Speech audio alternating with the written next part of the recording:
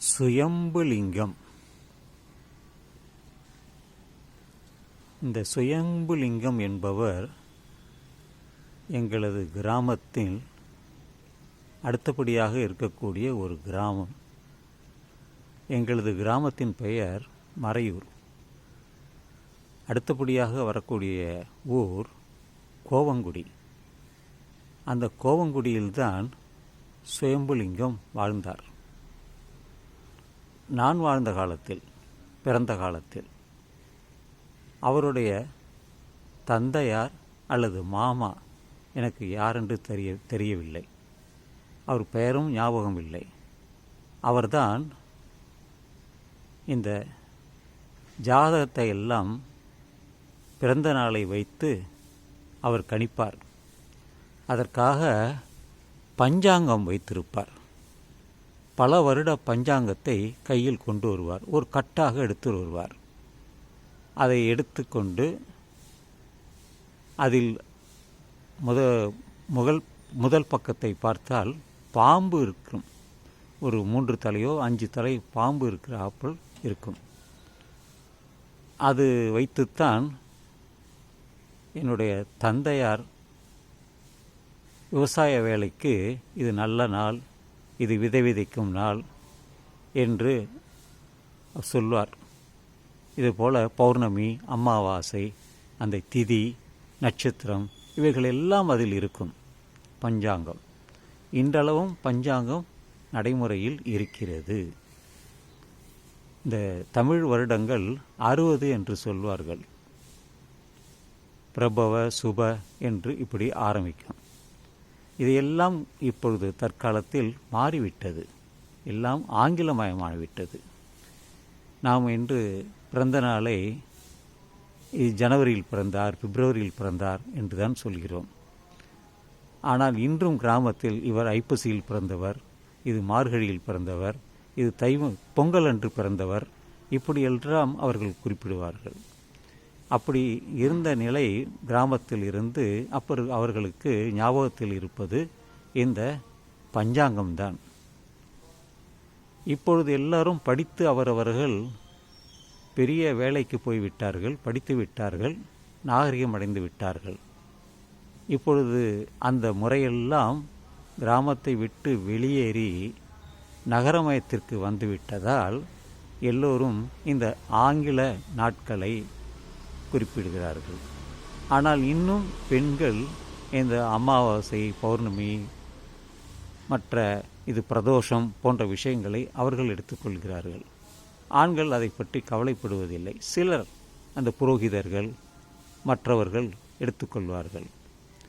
ஏனென்றால் ஆங்கிலமயமானதால் எல்லா நாட்களையும் நாம் ஒவ்வொரு நாட்களையும் மாதத்தையும் பெயர் வைத்து, அப்படித்தான் நான் பள்ளிக்கூடத்திலும் எல்லோருக்கும் சொல்லித் தருகிறோம். அதை வைத்துத்தான் அவர்கள் விடுமுறையும் தருகிறார்கள். இது கோடை காலம் என்றால் பள்ளி முடிந்து விடுகிறது, ஏப்ரலுக்கு பிறகு லீவ் என்கிறார்கள். ஜூன் மாதம் இல்லை ஜூலை மாதம் மறுபடியும் அடுத்த வருடம் அவர்கள் கல்வி காலத்தை தொடங்குகிறார்கள். இப்படியெல்லாம் காலம் மாறிவிட்டது. இன்னும் இறந்தவர்களை ராகு காலம் பார்ப்பார்கள், குளிகை பார்ப்பார்கள். அதை பார்த்து தான் இன்றளவும் அவர்கள் செய்கிறார்கள். அப்படி என்று எல்லாமே மாறிவிட்டது. இந்த கேலண்டர் முறை இப்பொழுது அச்சிடுகிறார், சிவகாசியில் அச்சிடுகிறார்கள். அதை பார்த்து தான் நாம் தெரிந்து கொள்கிறோம். அது நாட்காட்டி. வருடத்தை ஜனவரி, பிப்ரவரி என்று அதிலும் தமிழும் இருக்கும். எல்லா விஷயங்களும் அதில் இருக்கும். அப்படி என்று கேலண்டர் தயாரித்து விடுகிறார்கள். அதெல்லாம் நமக்கு தெரிய வருகிறது. எனவே இந்த கேலண்டர் முறை, ஜாதகம், வானத்தை பார்த்து இது நடுநிசி, இது பகல், இது இரவு, இது விடியற்காலை, இது ஜாமம் என்றெல்லாம் புழக்கத்தில் இருக்கிறது. பலருக்கு தெரியும், பலருக்கு தெரியாமலும் போயிருக்கும். நான் ஒரு பழமைவாதி தான். இதையெல்லாம் தெரிந்து மனதில் வைத்துக்கொண்டு இதை நான் இன்று சொல்லி வருகிறேன். சில விஷயங்கள் அது நமக்கு மறக்க முடியாது. நான் அந்த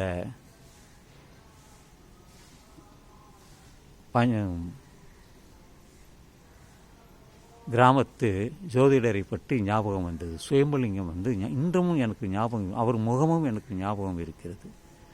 அவர் ஜோதிடக்காரர், அவர் முகமும் ஞாபகம் இருக்கிறது. அப்பா அம்மா ஞாபகம் எப்பொழுதும் இருக்கும்.